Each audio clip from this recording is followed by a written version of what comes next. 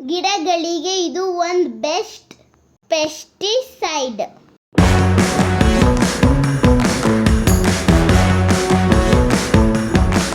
Hi hello welcome back to my channel. ಇದೊಂದು ಇದ್ದರೆ ಸಾಕು, ದಾಸವಾಳ ಗಿಡಗಳಿಗೆ ಜಾಸ್ತಿ ಕೀಟಗಳು ಬರುವುದರಿಂದ ಇದು ಒಂದಿಷ್ಟು ಹಾಕಿದರೆ ಸಾಕು, ಯಾವ ಕೀಟಗಳಾಗಲಿ ಪೆಸ್ಟಿಸೈಡ್ ಆಗಲಿ ಬರುವುದಿಲ್ಲ. ಅದೇನು ಅಂತ ಬೇಗ ವಿಡಿಯೋ ಶುರು ಮಾಡೋಣ ಬನ್ನಿ. ಇದು ಪೆಸ್ಟಿಸೈಡ್ಗೆ ಒಳ್ಳೆ ಮದ್ದು ಅಂತಲೇ ಹೇಳಬಹುದು. ಆ ಕಾಲದಲ್ಲಿ ಅಂದರೆ ನಮ್ಮ ಅಜ್ಜಿಯ ಕಾಲದಲ್ಲಿ ಯಾವ ಔಷಧಿ ಬಳಕೆ ಮಾಡುತ್ತಿರಲಿಲ್ಲ. ಆಗೆಲ್ಲ ಗಿಡಗಳಿಗೆ ಹುಳಗಳು ಅಥವಾ ಇರುವೆಗಳಿಗೆ ಬಳಸುತ್ತಿದ್ದರು.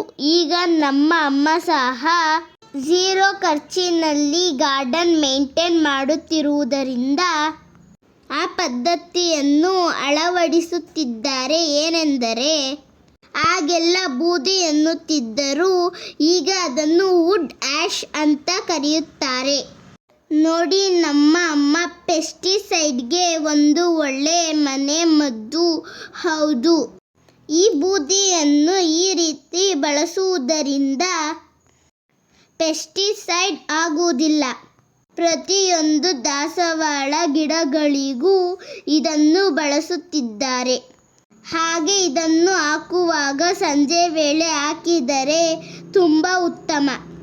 ಏಕೆಂದರೆ ಸಂಜೆ ತಂಪು ವಾತಾವರಣದಲ್ಲಿ ಹಾಕಿದಾಗ ಯಾವುದೇ ಮೊಗ್ಗುಗಳಾಗಲಿ ಚಿಗುರುಗಳಾಗಲಿ ಒಣಗುವುದಿಲ್ಲ. ಗಿಡಗಳಿಗೂ ಯಾವುದೇ ಎಫೆಕ್ಟ್ ಸಹ ಆಗುವುದಿಲ್ಲ. ಬೆಳಗ್ಗೆ ಇದನ್ನು ಬಳಸುವುದರಿಂದ ಗಿಡಗಳ ಎಲೆ ಒಣಗುವುದು ಅಥವಾ ಚಿಗುರು ಒಣಗುವುದು ಆಗುತ್ತದೆ. ಬೆಳಗ್ಗೆ ನಾವು ಹಾಕಿದ ನಂತರ ಬಿಸಿಲು ಬರಲು ಶುರುವಾಗುತ್ತವೆ. ಆದ್ದರಿಂದ ಬೂದಿಯನ್ನು ಬಳಸುವಾಗ ತಂಪು ಹೊತ್ತಿನಲ್ಲಿ ನೀಡುವುದು ಉತ್ತಮ. ಗಿಡಗಳು ಚೆನ್ನಾಗಿರುತ್ತವೆ, ವಾತಾವರಣ ತಂಪಾಗಿರುತ್ತದೆ. ನೋಡಿ, ನಿಮಗೆ ಗಿಡವನ್ನು ತೋರಿಸುತ್ತೇನೆ. ಸಂಜೆ ನಾನು ಹಾಕಿದ್ದಾಗ ಹುಳಗಳು, ಕೀಟಗಳು, ಇರುವೆಗಳು ಇದ್ದವು. ಈಗ ನೋಡಿ, ಯಾವುದೇ ಇರುವೆ ಹುಳ ಇಲ್ಲ. ಹೂ ನೋಡಿ ಎಷ್ಟು ಚೆನ್ನಾಗಿದೆ. ಇದೇ ರೀತಿ ಝೀರೋ ಬಜೆಟ್ನಲ್ಲಿ ಗಾರ್ಡನ್ ಮೇಂಟೈನ್ ಮಾಡುವುದು ಉತ್ತಮ.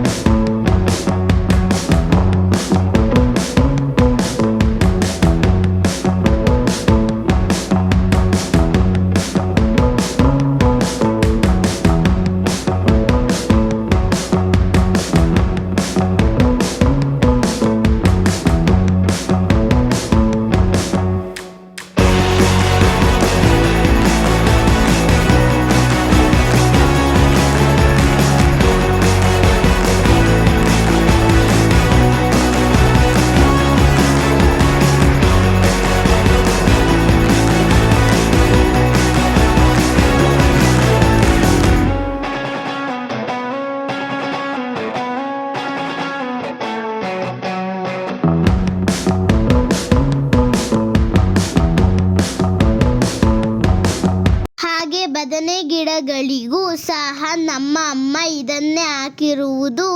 ಗಿಡದಲ್ಲಿ ಒಂದು ಕಾಯಿ ಸಹ ಹಾಳಾಗಿಲ್ಲ. ಈ ರೀತಿ ನಾವು ನಮ್ಮ ಮನೆಯಲ್ಲಿ ಸಿಗುವ ವಸ್ತುಗಳಿಂದ ನಮ್ಮ ಗಿಡದ ಯಾವುದೇ ಸಮಸ್ಯೆನಾದರೂ ಪರಿಹಾರ ಮಾಡಿಕೊಳ್ಳಬಹುದು. ನಮ್ಮಲ್ಲಿ ಬೂದಿ ಸಿಗಲ್ಲ ಅನ್ನುವವರು ಅದನ್ನು ಸಹ ಆನ್ಲೈನ್ನಲ್ಲಿ ವುಡ್ ಆ್ಯಶ್ ಎಂದು ಮಾರುತ್ತಾರೆ. ಮೀಶೋದಲ್ಲಿ ದೊರೆಯುತ್ತದೆ. ಈ ವಿಡಿಯೋದಿಂದ ಸ್ವಲ್ಪನಾದರೂ ಉಪಯುಕ್ತವಾದಲ್ಲಿ ಲೈಕ್ ಮಾಡಿ, ಶೇರ್ ಮಾಡಿ, ಕಮೆಂಟ್ ಮಾಡಿ. Thank you for watching. Bye. ಮುಂದಿನ ವಿಡಿಯೋದಲ್ಲಿ ಸಿಗ್ತೀನಿ.